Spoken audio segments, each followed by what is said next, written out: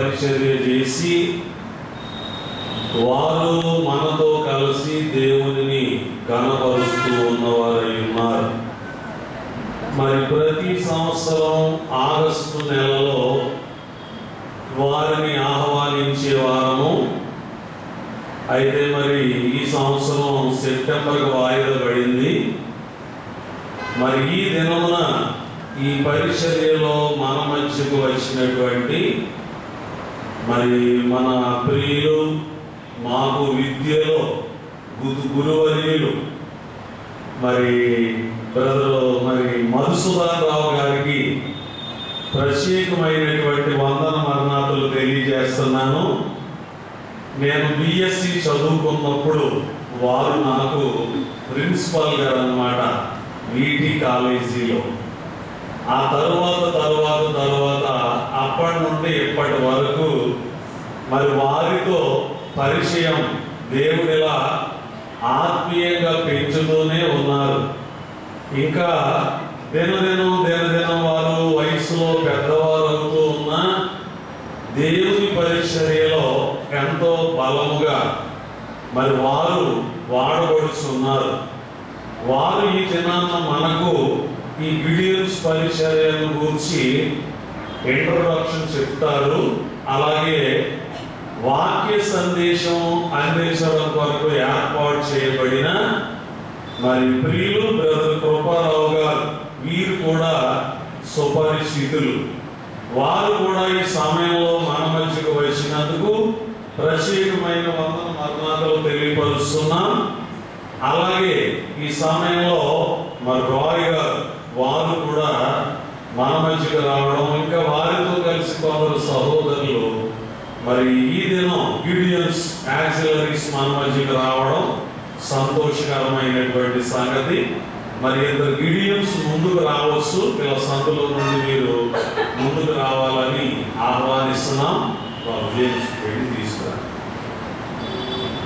మరి ఈ సమయంలో మధుసూదన్ రావు గారు వారు మనకు గిడియన్స్ పరిచర్యను గురించిన సంగతులను తెలియజేస్తారు. పిమ్మట బ్రదర్ కృపారావు గారు వాక్య సందేశాన్ని అందజేస్తారు. ప్లీజ్ జరగండి సార్.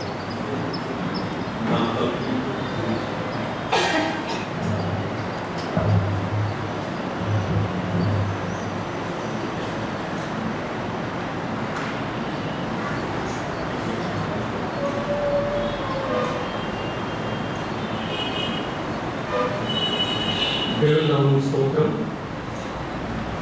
ఈ పవిత్ర దినం పునరుద్ధాన దినం. ఈ పవిత్రమైనటువంటి ఆలయంలో ఒలివర్ మందిరం అని పిలువబడేటువంటి ఈ పరిశుద్ధమైనటువంటి ఆలయంలో పరిశుద్ధుల మధ్యన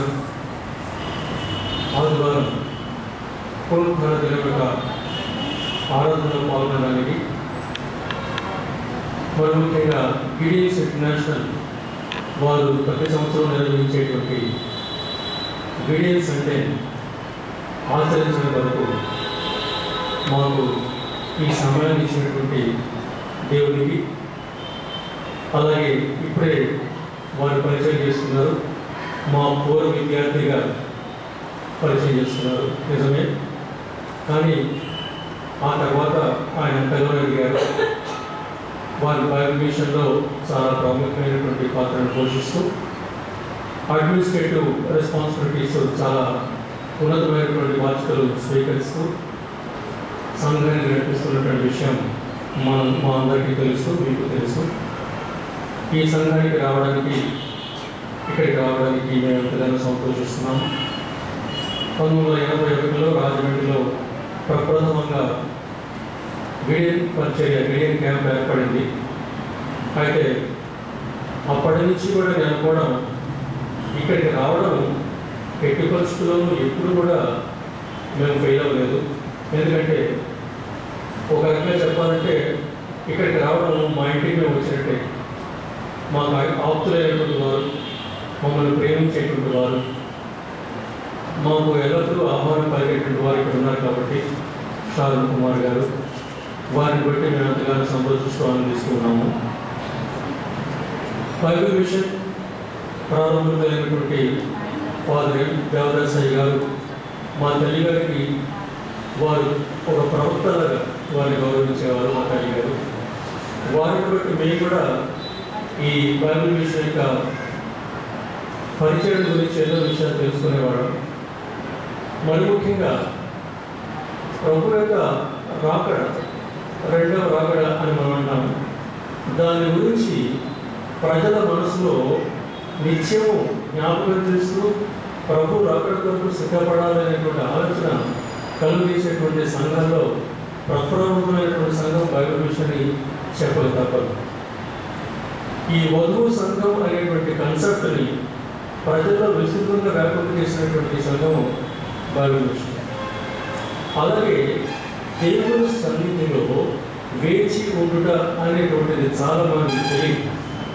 కానీ బైబిల్ మిషన్ ద్వారా ప్రభువు సన్నిధిలో వేచి ఉండుట, ఆ సన్నిధి అనేటువంటి మాటను పాపులరైజ్ చేసి ప్రజల్లో వాళ్ళ హృదయంలో నాటినటువంటి సంఘం బైబిల్ మిషన్. అంత మాత్రమే కాకుండా ప్రజలకు అత్యవసరమైనటువంటి, అందరికీ కావాల్సినటువంటి శాంతి సమాధానంతో పాటు ఆరోగ్యం కావాలి. ఈ ఆరోగ్యం కొరకు స్వస్థత శాలలు ఏర్పాటు చేసి దేశం నలుమూలల, మరి ముఖ్యంగా గ్రామీణ ప్రాంతాల వారికి ఆరోగ్యాన్ని అందించేటువంటి పరిచర్యను ప్రభు ద్వారా ప్రారంభించినటువంటి వారు బైబిల్ మిషన్ వారు. ఇది విధమైనటువంటి విశిష్టమైనటువంటి పరిచర్య చేస్తున్నటువంటి మీ మధ్యకు రావడం మాకు నిజంగా ఎంతో ఆనందదాయకమైనటువంటి విషయం. ఇక గిడిన్ పరిచర్య విషయానికి వస్తే, గిడిన్ పరిచర్య ప్రాథమికంగా ఆలోచిస్తే ఇది సౌవార్తిక పరిచర్య, సువార్త ప్రచారం చేసేటువంటి సంస్థ. సువార్త ప్రచారం చేసేటువంటి సంస్థలు లేవు అంటే చాలా ఉన్నాయి. ఇండియన్ ఎవెంజలికల్ మిషన్ వారు ఉన్నారు, విశ్వవాణి వారు ఉన్నారు, ఫ్రెండ్స్ మిషనరీ ప్రేయర్ బ్యాండ్ వారు ఉన్నారు. ఇలాగా చాలా సంస్థలు ఉన్నాయి. వాళ్ళతో కలిసి మేము పనిచేస్తాం. జత పని వారం, దేవునితో జత పని వారం పౌలు చెప్పినట్టుగా మనందరం కూడా జత పని వారమే. చాలా సందర్భాల్లో రాజమండ్రిలో మేము చూస్తే ఒకే వ్యక్తి చాలా సంస్థల్లో సభ్యులుగా ఉంటారు. నేను బిడిఎం సంస్థలో ఉన్నాను అన్నంత మాత్రాన నేను ఐఏఎం సపోర్ట్ని కాదని కాదు, ఐఏఎం కూడా సపోర్ట్ ఇస్తాను. ఎఫ్ఎంఈకి సపోర్ట్ చేయమని కాదు, ఎఫ్ఎంఈని కూడా సపోర్ట్ చేస్తాను. ఎందుకంటే బాధ్యత తెలిసినటువంటి ప్రతి క్రైస్తవుడు కూడా సువార్త ప్రచారం చేసేటువంటి సంస్థను బలపరచాల్సినటువంటి ఆవశ్యకత ఉంది అని గుర్తించిన వాళ్ళలో మేము కూడా ఉన్నాం. రెండవది, ఇది ఇంటర్ డినామినేషన్ సంస్థ. అంటే డినామినేషన్కి పరిమితమైనటువంటి సంస్థ కాదు. ఎందుకంటే సువార్త అనేటువంటిది డినామినేషన్కి అతీతమైనటువంటి, కాబట్టి ఇది ఇంటర్ డినామినేషన్. మూడో విషయం చెప్పడానికి వస్తే ఇది ఇంటర్నేషనల్ మినిస్ట్రీ, అంతర్జాతీయమైనటువంటి పరిచర్య. నేను గర్విస్తున్నాను, విడియన్ పరిచర్య ఈ రోజున అంటే 2010వ సంవత్సరాన 200 దేశాల్లో పనిచేస్తుంది. లక్షల మంది సభ్యులు ఉన్నటువంటి సంస్థ. ఈ సంస్థ ఎలా పనిచేస్తుంది అని చెప్పడానికి మన దేవుడి వాక్యంలో యెషయా గ్రంథం 55వ అధ్యాయం 11వ వచనంలో మనకు యెషయా ప్రవక్త చెప్పినట్టు, వర్షం పట్టడం ప్రారంభించిన తర్వాత అది వెనక్కి వెళ్ళదు. వర్షం ఆ నీరు కిందకి రావాల్సిందే, వచ్చిన తర్వాత భూమిని తడపాల్సిందే, భూమిని తడిపిన తర్వాత భూమి ఫలించడం తప్పదు. అలాగే దేవుని యొక్క వాక్యం కూడా ఏ ఉద్దేశంతో అది విడుదల చేయబడుతుందో ఆ విడుదల చేయబడినటువంటి ఉద్దేశాన్ని నెరవేర్చకుండా అది ఏది వెళ్ళదు అనేటువంటి వాక్య భాగాన్ని మీరు అక్కడ చూస్తారు. రెండవది, ఫిలిప్పీయులకు రాసిన పత్రిక 2వ అధ్యాయం 16వ వచనంలో మనం చూస్తే అక్కడ వారి మధ్యన దేవుని వాక్యం చేతపట్టుకొని మీరు జ్యోతుల వలె ప్రకాశిస్తున్నారు అని చెప్తారు.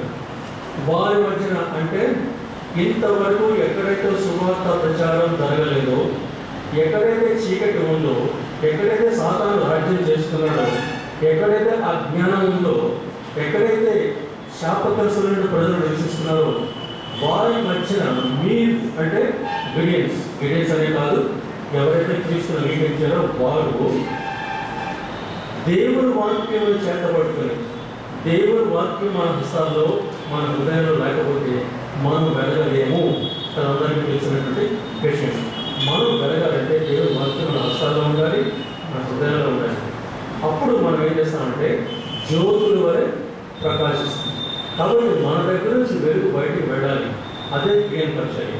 కాబట్టి ఈ గిడెన్ పరిచర్య గురించి ఇంకా ఎక్కువ నేను మాట్లాడను, ఎందుకంటే ప్రసంగం చేసేవారు వెయిట్ చేస్తున్నారు. కాబట్టి కొన్ని విషయాలు నేను చదువుతాను. మొట్టమొదటి, ఈ పరిచర్య గురించి మీరు ప్రార్థన చేయాలి.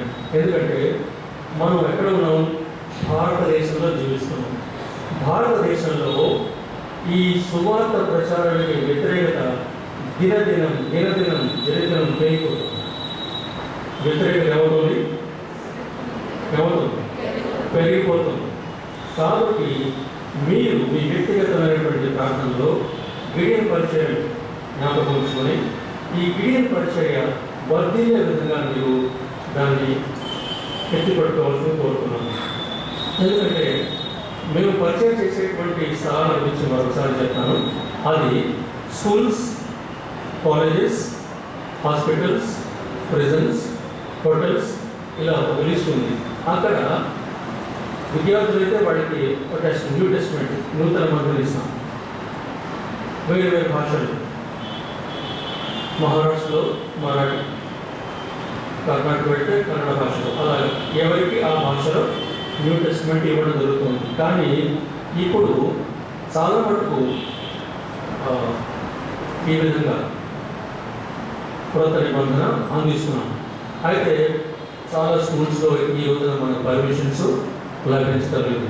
అందుచేత ఏం చేస్తున్నామంటే స్కూల్ లోపలికి వెళ్ళకుండా స్కూల్ బయట నిలబడి ఆ స్కూల్ విడిచిపెట్టిన తర్వాత పిల్లలంతా బయట కూర్చున్నప్పుడు వాళ్ళ హస్తాల్లో ఉంచడం జరిగింది. మోస్ట్ రీసెంట్గా ఇంజనీరింగ్ కాలేజ్ గైడ్ ఉంది రాజమండ్రిలో. అక్కడ గేట్ దగ్గర మేము 2500 మంది విద్యార్థులకు ఇంగ్లీష్ న్యూ టెస్ట్మెంట్స్ ఇవ్వడం జరిగింది. అదేవిధంగా రాజమండ్రిలో ఉన్నటువంటి షెల్టన్ హోటల్లో 96 బైబిల్స్, ఫుల్ బైబిల్స్, హోటల్స్లో బట్టికే ఫుల్ బైబిల్స్ ఇస్తాం. మిగిలిన ప్లేసెస్లో న్యూ టెస్ట్మెంట్స్ ఇస్తాం.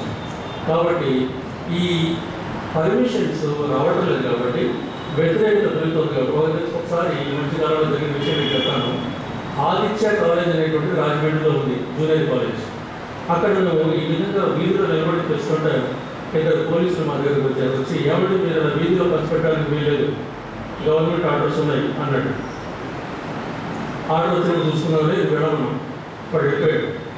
నిజంగా అక్కడ సిచ్యువేషన్ డెవలప్ అయితే ఒక అగ్ని సిచ్యువేషన్ డెవలప్ అయ్యే అవకాశం ఉంది. కాబట్టి నేను మిమ్మల్ని ఎందుకు ప్రార్థన చేయమని అడుగుతున్నానంటే గవర్నమెంట్ నుంచి, పోలీస్ నుంచి, పబ్లిక్ నుంచి ఎలాంటి వ్యతిరేకత రాకుండా ప్రార్థన చేయమని మిమ్మల్ని అభ్యర్థిస్తున్నాను. రెండవది, ఈ టెస్ట్మెంట్స్ ప్రింట్ చేయడానికి డబ్బు ఖర్చు అవుతుంది. కాబట్టి ఆ ఖర్చు అవుతున్న భరించడం మనం భరిస్తాం, ఎవరు కాదు. మన చర్చెస్, మెంబర్స్, డోనర్స్ భరిస్తాం. కొంత సహాయం అమెరికా దగ్గర నుంచి వస్తున్నమాట కానీ ప్రతి సంవత్సరం కూడా అమెరికా నుంచి వచ్చేటువంటి సహాయం ఆ పోర్షన్ తగ్గిపోతుంది. ఎందుకంటే వాళ్ళు మిగిలినటువంటి దేశాల్లో, for example Latin America, Africa లాంటి దేశాల్లో ఇంకా పెద్ద దేశాలు ఉన్నాయి. అంటే వాళ్ళ వరకు డబ్బు వెచ్చిస్తూ మనలాంటి దేశాన్ని తగ్గిస్తున్నారు. కాబట్టి ధనం పెంచడానికి కావాల్సిన వనరులు పెంచుకోవాలి. కాబట్టి వాటి విషయమే మీరు ప్రార్థించి మీ యొక్క ప్రయోజనపడి బట్టి ఇవ్వవలసిందిగా కోరుతున్నాను. మూడవదిగా నేను మీకు కోరేది ఏమిటంటే ఈ సంస్థలో సభ్యులుగా చేరడానికి ఎవరైనా ఇంట్రెస్ట్ ఉంటే భార్యాభర్తలు ఇద్దరు చేరవచ్చు. వాళ్ళు మమ్మల్ని ఎవరైనా సంప్రదిస్తే తప్పనిసరిగా మిమ్మల్ని మా సంస్థలో సభ్యులుగా చేర్చుకుంటాం. సో ఈ విషయాన్ని జ్ఞాపకం ఈ అవకాశం మాకు ఇచ్చినటువంటి శాంతి కుమార్ గారికి, వారికి మా ధన్యవాదాలు తెలియజేస్తాను. మరి క్లుప్తంగా గిడియన్స్ గురించిన వివరాలు మనకు అందజేసినటువంటి ప్రియులు మధుసూదనరావు గారికి నా ప్రత్యేకమైన వందనమాత తెలియజేస్తూ ఉన్నాను. ఈ సందర్భంలో మరి మనం వాక్య పరిచర్యలోకి వెళదాం. మరి మన మధ్యలో ఉన్నటువంటి ప్రియులు బ్రదర్ కృపారావు గారు, వారు ఈ సమయంలో మనకు దేవుని వాక్య సందేశాన్ని అందజేస్తారు. చిన్న ప్రార్థన చేసుకుందాం. మహోన్నతుడైన మా తండ్రి, మీకు వందనాలు, స్తోత్ర. మీ ఉన్నతమైన కృప అల్పులమైన మా పైన మీరు ఉంచి ఈ దినము ఈ వాక్యమును మేము వింటకు మీరు మాకు ఇచ్చిన అనుకూలతను బట్టి స్తుతిస్తున్నాం. ఈ సమయంలో బలహీనులమై ఉన్న మేము బలవంతుడవై ఉన్న నీ వైపు చూస్తున్నాం. పాపులమైన మేము పరిశుద్ధుడవై ఉన్న నీ వైపు చూస్తున్నాం. శక్తిహీనులమైన మేము సర్వజీవులకు శక్తినిచ్చే నీ వైపు చూస్తున్నాం. నీ వాక్యమును మేము వినుట ద్వారా నీ శక్తిని, నీ బలమును, నీ జ్ఞానమును, ప్రభువా, వీటన్నిటికంటే విశేషమైన నీ ఆత్మను మాకు అనుగ్రహించండి. నీ వాక్యము వినుతున్నప్పుడు అది మా అంతరంగంలోనికి వచ్చి ప్రభువా నివసించగలుగులాగున మా హృదయములలో ఉన్న శక్తిహీనతలు నీ వాక్య ప్రభావము చేత తొలగి నీ రూపమునకు మేము మార్చబడగలుగునట్టి ఆత్మ సహాయం అందించి ఇప్పుడు మీరు వాడుకునే సహోదరులను మరింతగా మీరు బలపరిచి మహిమ పొందుము. యేసు నామమున అడుగుచున్నాము తండ్రి, ఆమేన్.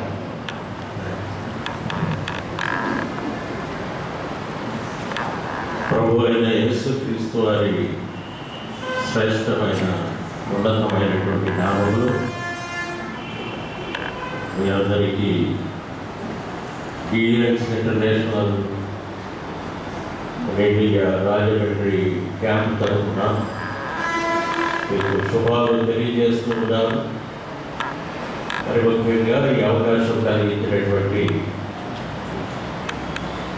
వలివెల మందిరం సంఘకాపరి డాక్టర్ షారోన్ కుమార్ గారికి విలియన్ సంస్థ తరఫున వందనాలు తెలియజేస్తూ ఉన్నాను.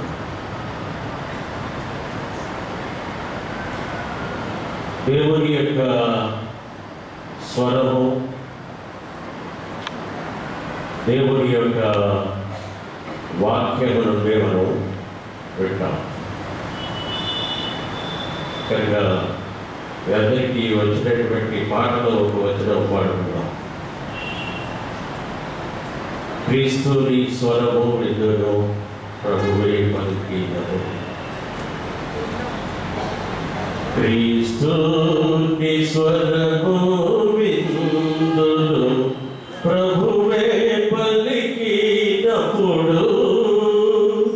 మాధుర స్వరమే అది, మెల్లని స్వరమే అది, మాధుర స్వరమే అది, మెల్లని స్వరమే అది. నీ మధుర స్వరము, నీ వాక్యమున విందును, నీ మధుర స్వరము, నీ వాక్యమున విందును. ప్రార్థనల యందునా ప్రతిదినము పల్కెదవు, ప్రార్థనల యందునా ప్రతిదినము పల్కెదవు. క్రీస్తు నీ స్వరము విందును, ప్రభువే పలికినప్పుడు మాధుర స్వరమే అది, మెల్లని స్వరమే అది, మాధుర స్వరమే అది, మెల్లని స్వరమే అది.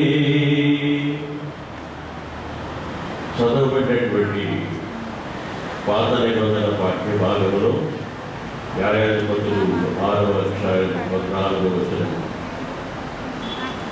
అక్కడ యెహోవా అతని కట్టు తిరిగి బలము తెచ్చుకొని వెళ్ళి మిద్యానీయుల చేతిలో నుండి ఇశ్రాయేలును రక్షించు, నేను పంపిన వాడను నేనే అని చెప్పాను. చిన్న ప్రార్థన చేసుకుందాం. ప్రేమగల పరిశుద్ధుడా, మరో పునరుద్ధాన దినాన్ని మా జీవితాల్లో దయచేసావు. నీకు వందనములు, స్తోత్రములు. మా పాపముల నిమిత్తమై సిలువలో మరణించి తిరిగి లేచినటువంటి దేవా, సజీవులుగా నీ మందిరంలో చేరి నిన్ను ఆరాధించేటువంటి గొప్ప భాగ్యము, ధన్యత మా జీవితాల్లో దయచేసావు. వందనాలు ప్రభువా. ఏ హృదయములకు ఏ వర్తమానం అవసరమో మీ సన్నిధి నుండి దయచేయమని ఏమి మాట్లాడి ఘనత, మహిమ, ప్రభావములు పొందుకొని యేసు పరిశుద్ధ నామములో వేడుకొచ్చున్నాను తండ్రి. ఆమేన్. పరిశుద్ధ బైబిల్ గ్రంథము ఇది వ్రాయబడడానికి 1600 సంవత్సరాలు పట్టింది. ఈ పరిశుద్ధ గ్రంథంలో 66 పుస్తకాలు ఉన్నటువంటి సంగతి మనకు తెలుసు. అందుకనే దీన్ని ఏమన్నారంటే it is a book of books. It's a book of books. కనుక క్రైస్తవ్యాన్ని అణచివేయడానికి లేక పరిశుద్ధ గ్రంథము ఈ విధంగా మన చేతుల్లో లేకుండా చేయడానికి అనేకమైనటువంటి ప్రయత్నాలు జరిగాయి. కానీ దేవుని యొక్క వాక్యము అది జీవము కలిగినటువంటిది, శక్తివంతమైనటువంటిది. 17వ శతాబ్దిలో ఫ్రెంచి తత్వవేత్త అయినటువంటి వాల్టేర్ ఒక స్టేట్మెంట్ ఇచ్చాడు. ఏమని ఇచ్చాడంటే, ఒక శతాబ్దం లోపు క్రైస్తవ్యము తుడిచిపెట్టబడుతుంది అని. అంటే ఇక క్రైస్తవ్యం అన్నటువంటిది ఉండదు అని ఎప్పుడు చెప్పాడంటే 1700లో చెప్పాడు. ఈయన ఫ్రెంచ్ రెవల్యూషన్కి ముందు చెప్పినటువంటి మాట. 100 సంవత్సరాల లోపే, లెస్ దాన్ 100 years లో క్రిస్టియానిటీ అన్నటువంటిది కనుమరుగైపోతుంది అన్నటువంటి ఒక స్టేట్మెంట్ ఇచ్చాడు. 100 సంవత్సరాలు అయిపోయింది, 200 సంవత్సరాలు అయిపోయింది, 300 సంవత్సరాలు. క్రైస్తవ్యాన్ని ఎవరు తుడిచిపెట్టలేరు. హల్లెలూయా. క్రైస్తవ్యము నానాటికి అది దేవుని యొక్క వాక్యము ప్రబలమవుతూ ఉంది. అనేక మంది దేవుని నామంలో విశ్వసిస్తూ ఉన్నారు, నానాటికి పెరుగుతూ ఉన్నారు తప్ప క్రైస్తవ్యము వ్యాపిస్తూ ఉంది తప్ప దాని జోలికి వచ్చినటువంటి వారు, అది అంతరించిపోతుంది అని మాట్లాడినటువంటి వారు అంతరించిపోయారే తప్ప క్రైస్తవ్యం మాత్రం దినదినాభివృద్ధి చెందుతుంది ప్రపంచంలో. హల్లెలూయా. కాకపోతే ఎక్కడ ఎక్కువ ప్రపంచం లేదు అంటే మన దేశం. మన ఇచ్చినటువంటి స్టాటిస్టిక్స్ ప్రకారం 2.7 భారతదేశంలో ఉన్నటువంటి క్రైస్తవులు ఎంతమంది అండి? 2.7%. హైందవ సోదరులు 86%. కనుక మన దేశము కొరకు ప్రార్థన చేయవలసినటువంటి అవసరత ఉన్నది అని మీకు మనవి చేస్తూ ఉన్నాను. అలాగే ఈ గిడియన్ పరిచర్య కొరకు ప్రార్థన చేయమని సోదరులందరికీ మనవి చేశారు కదండి. ఏం చేయాలి? ఒక్కొక్కరు కూడా చేయాలి. ఎందుకు వస్తున్నాం మీ దగ్గరికి? ప్రతి గంట చాలాదయ్య గారు ఎందుకు అనుమతిస్తా ఉన్నారు? ఎందుకు వస్తున్నాం మీ దగ్గరికి?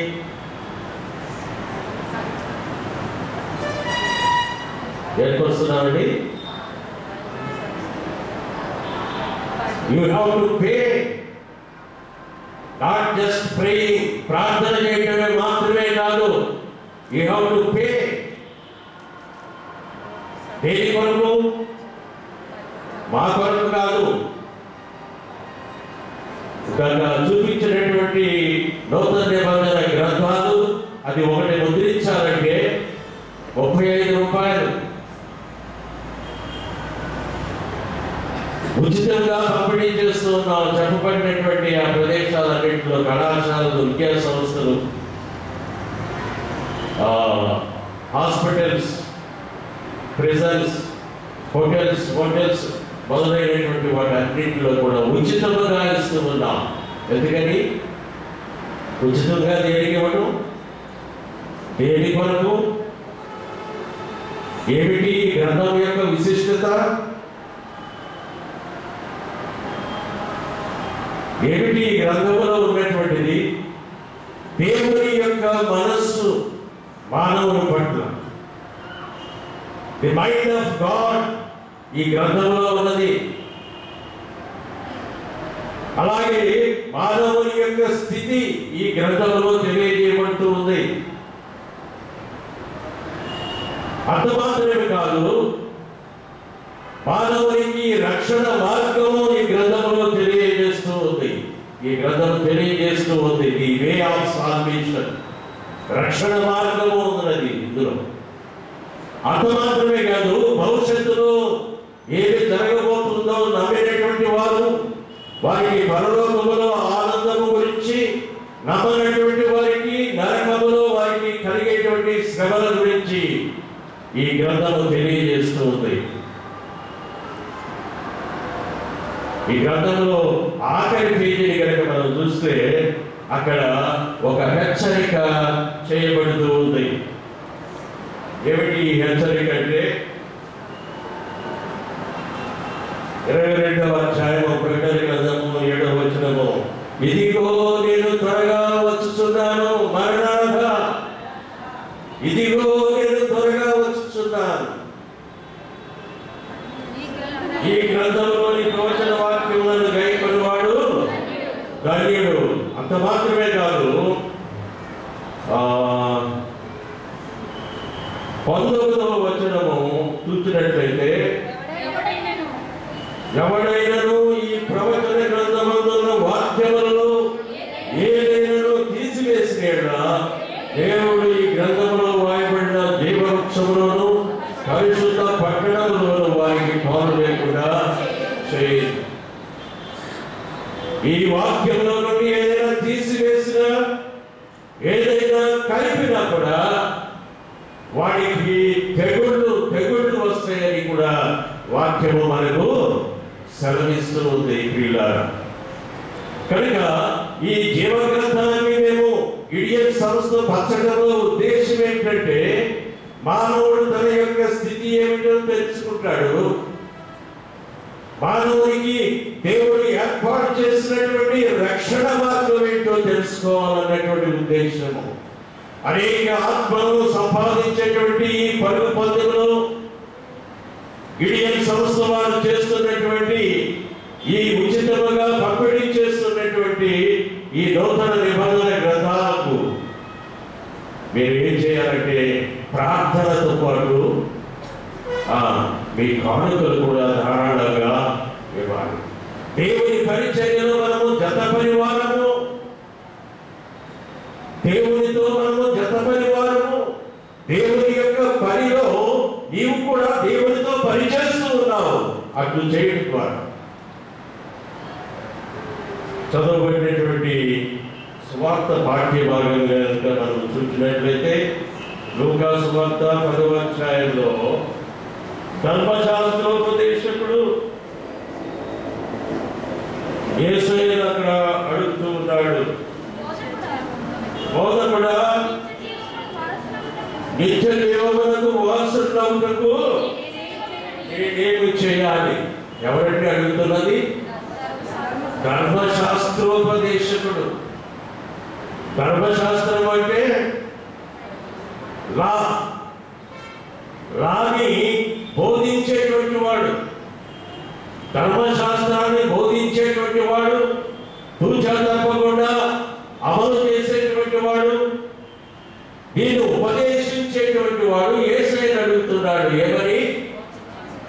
నిత్య జీవానికి వారసుని కావాలంటే నేనేం చేయాలి అని శోధిస్తూ అడుగుతున్నట్లుగా మనం చూస్తున్నాం. నిత్య జీవానికి వారసుని కావాలి. వాడి కోరిక ఏంటండి? నిత్య జీవానికి వారసుని కావాలి. ఇప్పుడు నా కొడుకు ఉన్నాడనుకోండి, నా ఆస్తికి వాడు వారసుడు కదండి. నా కొడుకు నా ఆస్తికి వారసుడు.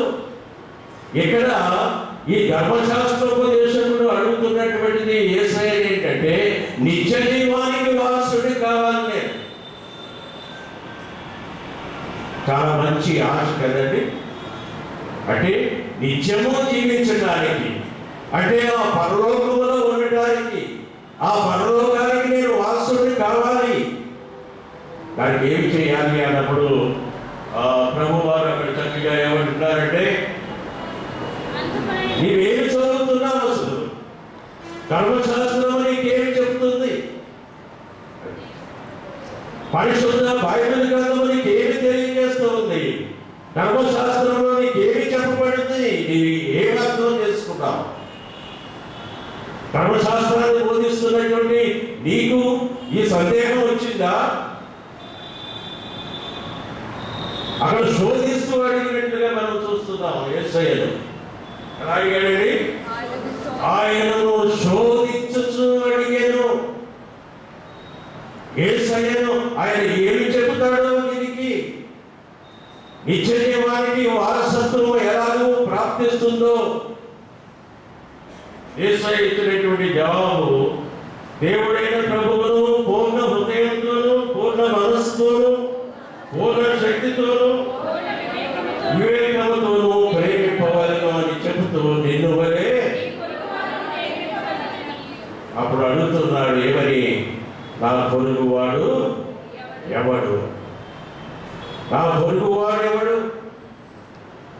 యేసయ్య అక్కడ ఆ చక్కటి ఆ ఉపమానాన్ని బోధిస్తూ ఉంటాడు. ఒక వ్యక్తి యెరూషలేము నుండి ఎరుకోకు పోతున్నాడు, దొంగల చేతికి చిక్కాడు, కొట్టబడ్డాడు, దోచుకోబడ్డాడు, వస్త్రహీనుడిగా ఉన్నాడు, గాయాలతో అక్కడ పడవేయబడి ఉన్నాడు. మొదటిగా ఒక వ్యక్తి యాజకుడైనటువంటి వాడు వచ్చి చూశాడు. ఆయన బహుశా యాజక ధర్మాన్ని నిర్వర్తించడానికి సమయం అయిపోయింది, వెళ్ళిపోవాలనే టైంకి అక్కడ యాజక ధర్మం విధులు నిర్వర్తించాలి కనుక ఆయన చూశాడు, వెళ్ళిపోయాడు. అలాగే లేవీయుడు ఆయన యొక్క విధుల నిర్వహణ కొరకు ఆయన కూడా చూశాడు, వెళ్ళిపోయాడు. వచ్చినట్టు ఆ మూడవ వ్యక్తి సమరయుడు. ఇది చిన్నప్పటి నుంచి మనకి లేక విశ్వాసంలో ఉన్నప్పటి నుంచి మనకి తెలిసినటువంటి కథే. సండే స్కూల్ పిల్లలకు కూడా తెలిసినటువంటి కథే. సమరయుడు కదండి, సమరయుడు. దీనికి ఒక టైటిల్ ఏమైనా ఉంటుంది, మంచి సమరయులు. వారు సామాజికముగా తక్కువగా చూడబడేటువంటి వారు సమాజంలో. యూదులైనటువంటి వారు వారిని చాలా తక్కువగా చూస్తారు. కనీసము వారి గ్రామం కూడా వెళ్ళరు, వాళ్ళని ముట్టుకోరు. గతంలో మన భారతీయ సమాజంలో అగ్రవర్ణముల వారు తక్కువ వర్ణముల వారిని చూసినట్టుగా అన్టచబుల్స్ ఏ విధంగా వారిని అంటరాని వారిగా చూశారో సమరయులు కూడా అలాంటి వారు. ఆ దినాల్లో సమరయులు ఆ విధంగా చూసేవారు. తక్కువ వారిగా, అంటుకోనటువంటి వారిగా, కనీసం వారితో మాట్లాడడానికి కూడా వాళ్ళు ఇష్టపడేవారు కాదు. వారి గ్రామాల గుండా వెళ్ళడానికి కూడా ఇష్టపడేటువంటి వారు కాదు. తక్కువగా నీచముగా చూడబడేటువంటి ఆ వర్గానికి చెందినటువంటి వ్యక్తి సమరయుడు. చూచి ఏం చేశాడు చూద్దాం. అక్కడ విద్యోనంటూ ఉన్నాడు, నా కుటుంబం ఎన్నిక లేనటువంటిది, మా గోత్రము మనషే గోత్రము ఎన్నిక లేనటువంటిది, ఏ విధముగా విద్యార్థులను నేను జయించగలను, ఏ విధముగా ఆ విద్యార్థులు నా శక్తి లేనటువంటి వాడిని ఏ విధముగా ఆ ఇశ్రాయేలును నేను రక్షించగలను. God wants, He demands impossible things. నువ్వు చేయలేనటువంటి వాటిని ఆయన నీ చేత సామాన్యుడి చేత చేయించగలడు. హల్లెలూయా. గొలియాతును జయించడానికి ఎన్నిక లేనటువంటి గొర్రెలు కాపరి అయినటువంటి దావీదును ఏర్పాటు చేసుకోగలిగినటువంటి వాడు. God always demands impossible things. మనలో మనం మాట్లాడుకుందాం. మన దేశం ఇప్పుడు సుమారు 120 కోట్ల జనాభా ఉన్నటువంటి దేశం. మరి 2.7% ఉన్నటువంటి ఈ విశ్వాసుల యొక్క సంఖ్య ఆయన ఈ దేశాన్ని ఆయన దేశముగా మార్చుకోగలడా? చెప్పండి. అది ఆయన చేయగలడు అన్నటువంటి వారందరూ కూడా ఆమేన్ అని చెప్పండి. ఆమేన్. yes he can. ఆయన చేయగలడు. నేల మీద నడిచినటువంటి వాడు, చనిపోయినటువంటి వారిని లేపినటువంటి వాడు, 5 రొట్టెలు 2 చేపలు అది 5,000 మందికి పంచి పెట్టగా గర్భాన్ని ఎత్తింపు చేయగలిగినటువంటి వాడు, కానావులో నీళ్లను ద్రాక్షారసముగా మార్చినటువంటి వాడు చేయలేడా? చేయగలడు. ఆ శక్తి వాక్యానికి వాక్యమైనటువంటి దేవుడికి ఉన్నది. హల్లెలూయా. ఆ శక్తి వాక్యములుగా శక్తి ఉన్నది, జీవితాలను మార్చేటువంటి శక్తి. The word of God is having the power of changing lives, life changing power. ఈ వాక్యానికి ఉన్నది ప్రియులారా. జీవితాలను మార్చగలిగినటువంటి శక్తి వాక్యానికి ఉన్నది.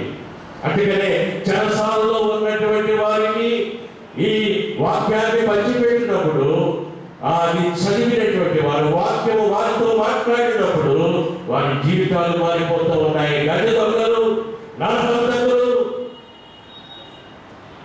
వారి జీవితాలను మార్చుకుంటూ ఉన్నారు. అదే గిడియన్ యొక్క పరిచయం. గిడియన్ చేస్తున్నటువంటి పరిచయం అదే. ఎందుకంటే క్రైస్తవ్యంలోకి నిలిచిన పడిపోయిన ఎవరి మీద ఆధారపడి ఉంది? ఎవరి మీద ఆధారపడి ఉంది?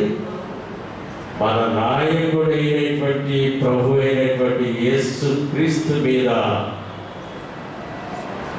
ఈ వాక్యము మీద, సజీవ సాక్షులైనటువంటి మన మీద ఆధారపడి ఉన్నది. హల్లెలూయా. సపోజ్ మానవుని యొక్క జీవితము ఒక బిల్డింగ్ అనుకున్నాం. ఒక బిల్డింగ్ ఏముంటుందండి? పునాది ఉంటుంది, ఫౌండేషన్. ఈ ఫౌండేషన్ ఎవరు?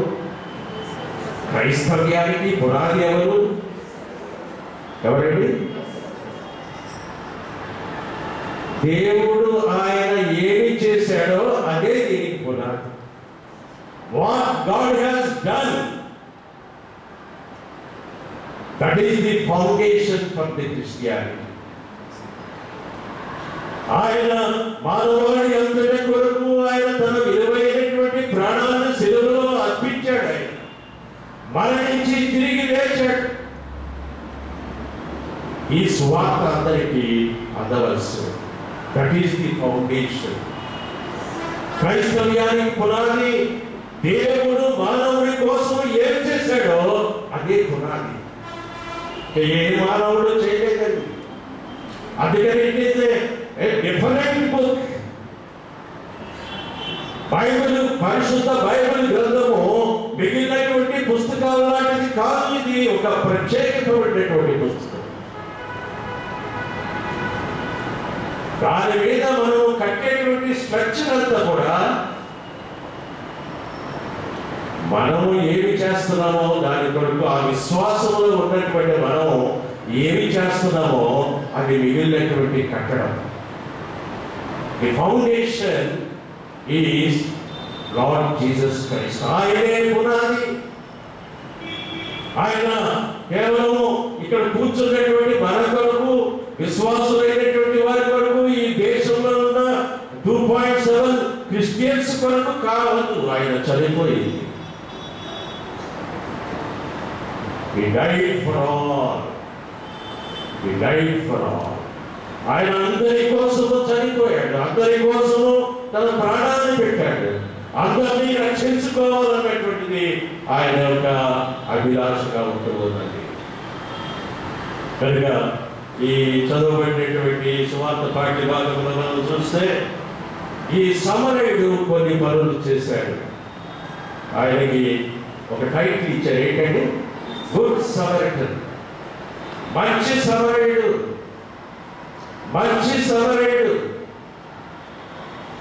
ఓకే, సమరయుడు అన్నటువంటి దానికి మనం ఆ కథకు ఒక యాడ్జెక్టివ్, ఒక మంచి, గుడ్ అన్నటువంటిది దాన్ని కలుపుతా ఉన్నాం. దేన్ని బట్టి అంటే అతను చేసినటువంటి మంచి పనులను బట్టి. విశ్వాసులుగా, క్రీస్తును అంగీకరించినటువంటి వారుగా, క్రైస్తవ జీవితంలో మనము దినదినము ముందుకు వెళుతున్నటువంటి వారము మనలో కనిపించవలసినటువంటి ఏంటంటే ఆ మంచి లక్షణాలు, మనం చేయవలసినటువంటి ఆ మంచి పనులు ఆయన చూచాడు. చూచిన తర్వాత ఏం చేశాడండి? అతని మీద జాలి పడ్డాడు. జాలి పడ్డాడు. ఒక క్రైస్తవుడికి ఉండవలసినటువంటి ముఖ్యమైనటువంటి లక్షణం జాలి పడుట. యేసయ్య మన నాయకుడు. యేసే మనకు నాయకుడు. ఆయన మనకు చూపించినటువంటి మాదిరి, ఆయన చూచి కనికరపడి అన్నటువంటి మాటలు మనం చూస్తాం. జన సమూహాలను ఆయన చూచినప్పుడు కనికరపడ్డాడు. Do you have such kind of compassion when you see the heathen people?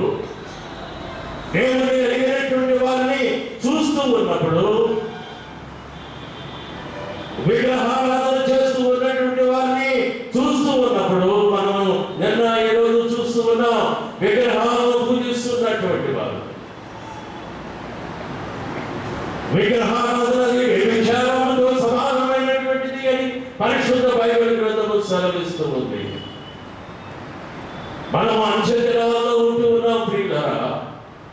ఈ అంచెదినాల్లో జరుగుతున్నటువంటి సమాజంలో మనం చూస్తూ ఉన్నప్పుడు ఆయన రాకడ బహు సమీపంగా ఉన్నది అని మనకి అర్థమవుతూ ఉన్నది.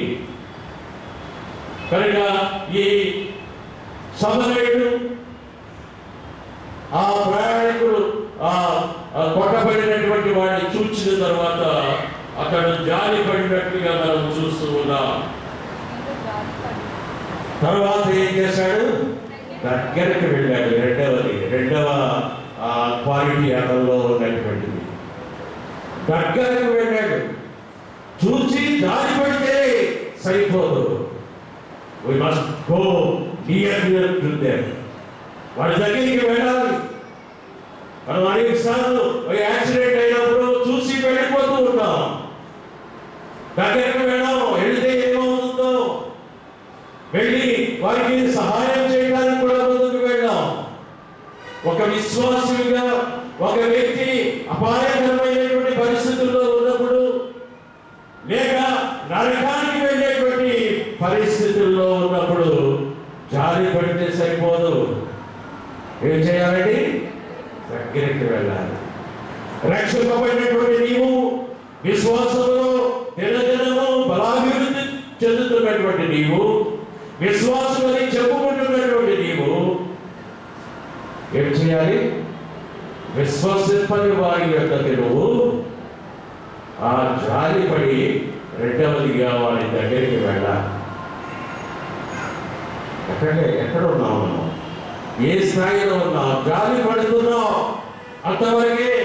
వారు విగ్రహాలను చేస్తున్నారని అనుకుంటూ ఉన్నావు అంతవరకే. అయ్యో వారు జీవమైనటువంటి వాటిని ఆరాధిస్తూ ఉన్నారు అని అనుకుంటూ ఉన్నావు, మనసులో జాలి పడుతున్నావు అంతవరకే. వారికి ఎప్పుడైనా ఒక పరిశుద్ధ గ్రంథాన్ని ఇచ్చి ఇది చదవమని చెప్పావా? పరిశుద్ధ గ్రంథాన్ని ఎప్పుడైనా ప్రజెంట్ చేసావా? లేక యేసు ప్రభు ఎవరో వారితో ఎప్పుడైనా ముచ్చటించావా? కనుక ఈ సమరయుడు చేసినటువంటి రెండవ పని, దగ్గరకు పోయి మనం వారికి చాలా దూరంగా ఉంటూ ఉంటాం, వారిని విమర్శిస్తూ ఉంటాం. వారి యొక్క ఆ పూజలు, ఆరాధనలు, వారు చేసేటువంటి ఆ లేక విగ్రహాల ముందు దొర్లు పడుతూ ఉన్నప్పుడు చూస్తూ ఉంటాం, అంతేగాని జాలి పడుతూ ఉంటాం. కానీ దగ్గరకు వెళ్ళటం లేదు. దగ్గరకు వెళ్ళి వారికి చెప్పవలసినది, చేయవలసినటువంటిది చేసేటువంటి విషయాల్లో మనం ఎంతగానో వెనకబడి ఉంటుంది. ప్రభునందు పిల్లారా, జాలి పడితే సరిపోదు. You must go near to them. ఆ తర్వాత ఏం చేశాడంటే, నూనెను ద్రాక్షారసమును పోసి అతని గాయములను కట్టి. ఏ అవసరతలో ఉన్నాడో? ఇక్కడ శారీరక అవసరత, ఆత్మీయ అవసరతలు మనం తెలుసుకోవాలి. ఆత్మలో వారు ఏ రకమైనటువంటి అవసరతలో ఉన్నారు, ఆత్మీయ స్థితిలో. నూనె ద్రాక్షారసము, నూనె అది ఆ దేవుని యొక్క అభిషేకానికి గుర్తుగా ఉంటుంది. నూనె ద్రాక్షారసములను పోసి కట్లు కట్టినట్లుగా అక్కడ సర్వీస్ చేసినట్లుగా మనం చూస్తూ ఉన్నాం. అతని గాయములను కట్టి తన వాహనము ఎక్కించుకొని ఏం చేస్తున్నాడండి? He is sparing his vehicle. తాను ప్రయాణం చేస్తున్నటువంటి ఆ వాహనం మీదకి ఎక్కించుకున్నాడు. ఎప్పుడైనా మనము ఆ ఆత్మను సంపాదించడానికి మనము సమయాన్ని ఇస్తూ ఉన్నామా? ఇప్పుడు he is sparing his time. ఈ సమరయుడు తన యొక్క సమయాన్ని ఇస్తూ ఉన్నాడు, తన యొక్క హృదయాన్ని హృదయపూర్వకంగా సేవ చేస్తూ ఉన్నాడు. వారి దగ్గరికి వెళుతూ ఉన్నాడు. వారి అవసరం ఏమిటో, వారు ఎట్టి రీతిలో ఉన్నారు, వారు జబ్బుగా ఉన్నప్పుడు మనము వెళ్ళి ప్రార్థన చేసినటువంటి అనుభవం ఎక్కడైనా ఉన్నదా? అదే విగ్రహారాధన చేస్తున్నటువంటి వ్యక్తి తాను చావు బ్రతుకుల్లో ఉన్నటువంటి పరిస్థితుల్లో లేక హాస్పిటల్లో వ్యాధిగ్రస్తులై ఉన్నప్పుడు వెళ్ళి ప్రభు అయినటువంటి యేసు నామములో మీకు ప్రార్థన చేస్తాను, నూనె రాసి ప్రార్థన చేస్తాను. బైబిల్ ఆ విషయంలో స్వస్థత శాలలో ఈ రకమైనటువంటి పరిచర్య చేస్తూ ఉన్నారు. ఈ సంఘ సభ్యులు గారు అలాంటి దీన స్థితిలో ఉన్నటువంటి బిడ్డలు, అలాంటి అపాయకరమైనటువంటి పరిస్థితుల్లో ఉన్నటువంటి బిడ్డలను దర్శించి ఎన్నడైనా ప్రార్థన చేసావా? నీ తోటి సహవాసి దగ్గరికి వెళ్తావు, నీ తోటి విశ్వాస దగ్గరికి వెళ్తావు, తెలియని వ్యక్తుల దగ్గరికి. ఈ దొంగల చేత కొట్టబడినటువంటి వ్యక్తి సమరయుడికి తెలియదు. తెలియని వ్యక్తుల దగ్గరికి వెళ్ళటం, తెలియని వ్యక్తులకు ప్రభు అయినటువంటి యేసుక్రీస్తు నామములో నూనె రాసి ప్రార్థన చేయటం.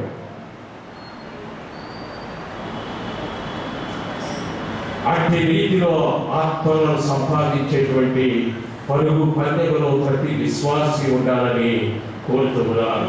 ఇంకా ఏం చేశాడండి?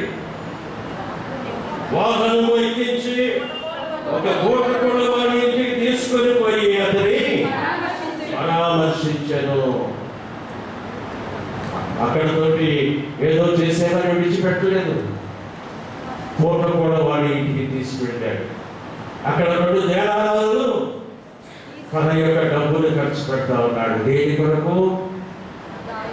దేని అవసరములో ఉన్నటువంటి వ్యక్తి యొక్క అవసరాలు తీరుస్తూ క్రీస్తు యొక్క ప్రేమను అక్కడ తెలియజేస్తూ ఉన్నాడు. ఒక యాజకుడు చేయలేనటువంటి పని, ఒక లేవీయుడు చేయలేనటువంటి పని, దేవుని ఎరిగినటువంటి వారు, దేవుని యొక్క సేవలో ఉన్నటువంటి వారు చేయలేనటువంటి పని, ఒక అర్థంచబలు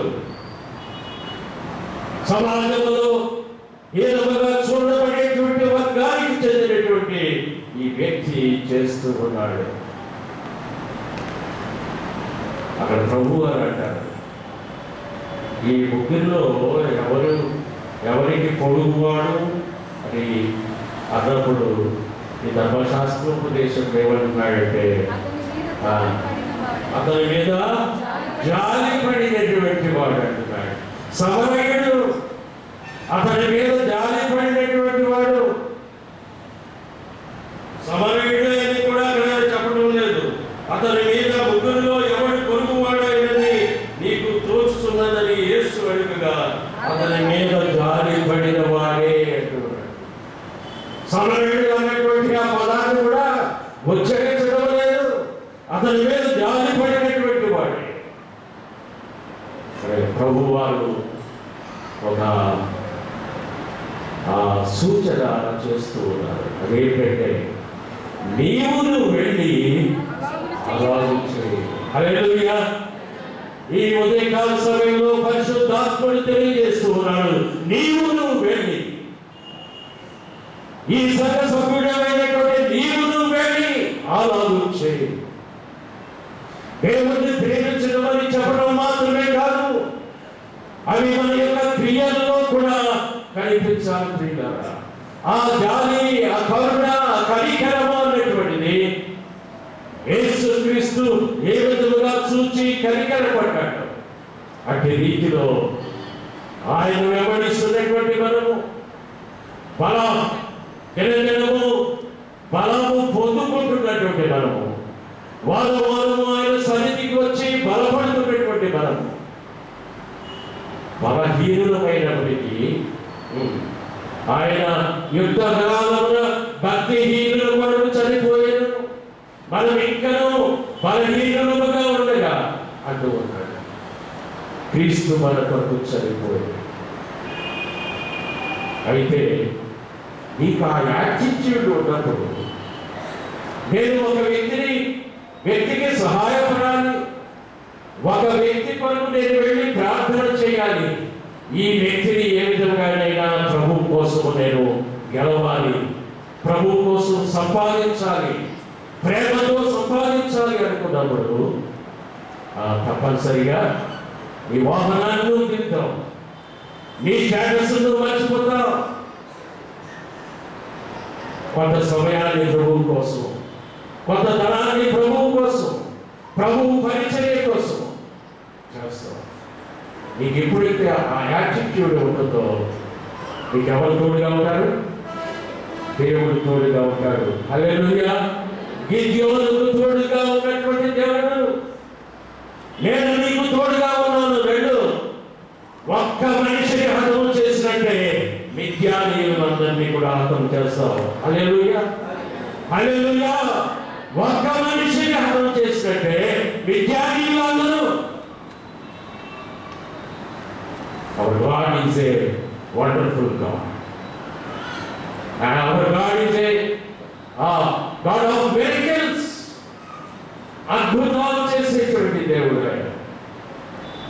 ఒక వ్యక్తి, ఒక గిద్యోను చాలు, ఒక దావీదు చాలు, ఒక దానియేలు చాలు. దేవుడు వాడుకుంటాడు ఎప్పుడంటే నీవు విధేయత చూపుతాడు. సమాజం చూస్తూ ఉన్నప్పుడు సమాజంలో జరుగుతున్నటువంటి అన్నీ కూడా మన దగ్గర రోమిలకు రాసినటువంటి పత్రిక మొదటి అధ్యాయంలో మనం చూసాం. నేడు సమాజంలో ఏమేమి జరుగుతున్నామో అవన్నీ కూడా మనకు అక్కడ తేటతెల్లంగా రాయబడి ఉన్నాయి. మొదటి శతాబ్దిలోనే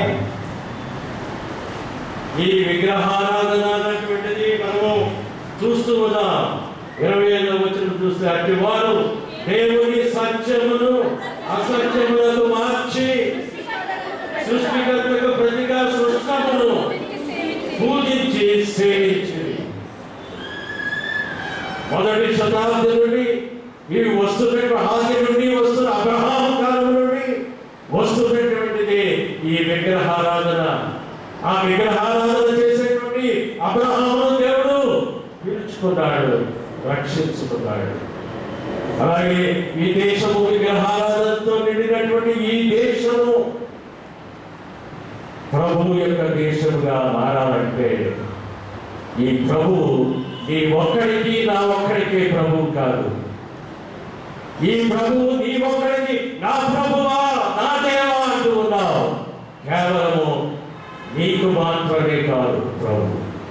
ఆయన యేసుక్రీస్తు అందరికీ ప్రభువే, అందరికీ ప్రభు. అందరూ ఆయన్ని తెలుసుకోవాలి. ప్రతి నాలుగు ఆయన స్తుతించాలి, ప్రతి మోకాలు ఆయన నామములో వంగాలి. అందుకు నువ్వేం చేస్తూ ఉన్నావు? Where do you stand? ఎక్కడ నువ్వు నిలబడుతున్నావు? నువ్వు చేస్తూ ఉన్నటువంటిది ఏంటి? ప్రతి నాలుగు ఆయన స్తుతించాలి, ప్రతి మోకాలు ఆయన నామములో వంగాలి.